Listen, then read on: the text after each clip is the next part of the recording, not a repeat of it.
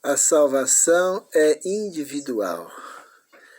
A maior alegria que nós temos é de saber que a nossa salvação é individual, ou seja, nós não dependemos de outra pessoa para nós sermos salvos, e nem para ser perdidos. Cada um dará conta de si mesmo a Deus.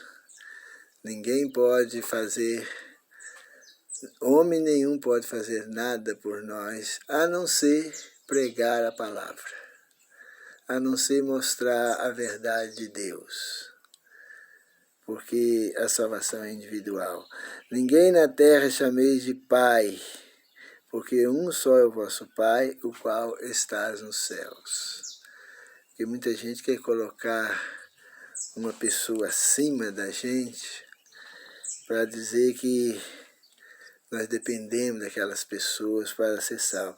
Entre as pessoas que se coloca outros para nos dirigir a nossa vida em assuntos religiosos, nós estamos fazendo o que é mal. Nós estamos colocando essas pessoas acima. E como por exemplo, guardar o domingo no lugar do sábado, ou colocar a doutrina da Trindade no lugar da divindade politeísta, acima do primeiro mandamento. Essas pessoas que estão fazendo isso, estão obedecendo pessoas que ensinam a fazer isso, a gente está se colocando ela no lugar de Deus, ou acima de Deus. Porque Deus fala para guardar o sábado, aí vem uma pessoa e fala, não, pode guardar o domingo, o dia da ressurreição. Aí a pessoa, não, então vamos guardar o domingo, porque a igreja falou, o fulano de tal, lá o chefe da igreja falou, então vamos guardar o domingo. Outro, a doutrina da Trindade. A Bíblia fala que é para adorar um único Deus, o Pai. Não terás outros deuses diante de mim, o primeiro mandamento. Mas o pastor da minha igreja falou que nós podemos adorar um Deus só, mas esse Deus é composto de 3 pessoas. O Deus Pai, Deus Filho e Deus Espírito Santo. Mas os 3 não são 3, os 3 são apenas um. É um só, mas dividido com 3 pessoas. Isso aí é ensinamento da Bíblia? Não. Ensinamento de homens. E quando as pessoas falam isso, as pessoas estão colocando doutrinas de homens acima da palavra de Deus. Mas nós não adoramos uma trindade, nós cremos na divindade. Sim, é uma palavra mais bonita, né, do que trindade. Mas é uma divindade politeísta, uma divindade onde o Pai é Deus, como realmente Ele é, onde o Filho é Deus, que não é verdade, e onde o Espírito Santo também é Deus, que também é uma mentira. O Espírito Santo nunca foi Deus. E falar que o Senhor Jesus é Deus é uma mentira, é uma blasfêmia, porque o Senhor Jesus nunca foi Deus, e não é e nunca será. Então aí as pessoas ficam colocando a salvação na mão dos outros, fica pondo a verdade, deixando as pessoas seguir a verdade, ditar a verdade para nós, ditar doutrinas para nós. Não somos salvos em grupo, a salvação é individual. Cada um de nós dará conta de si mesmo a Deus, como se nós fosse a única pessoa no mundo para ser julgada. Então é como a gente estiver no meio de uma multidão de pessoas, né? Uma cidade aí com milhões de habitantes, como uma cidade igual a São Paulo, a gente está lá no meio daquela multidão de gente, e ali você é uma pessoa, uma única pessoa ali no meio deles. Você tem que comer para si mesmo, beber, dormir, andar, respirar. Ninguém, no meio da multidão ali, ninguém pode fazer nada disso para a gente. Assim também é na vida espiritual. Ninguém pode pensar para nós, ninguém pode entender a Bíblia para nós, ninguém pode ditar o que nós vamos fazer, seguir. A nossa consciência é uma coisa individual. Ninguém depende dos outros para ser salvo, só depende. Se dependesse, imagina Ló em Sodoma, se dependesse daquele povo lá para ele ser salvo.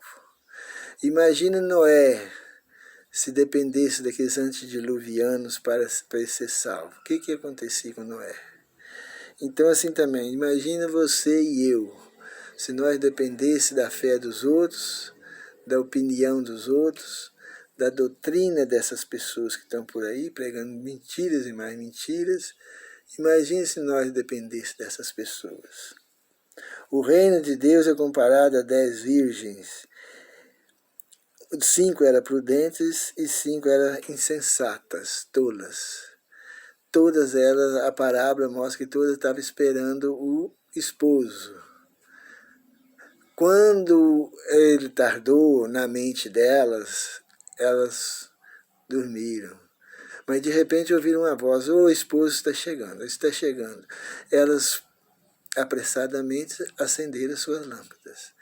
Mas 5 era preparada para receber o esposo. E 5 não estavam preparadas. Não tinha azeite nas lamparinas. E na hora de acender, não tinha como acender.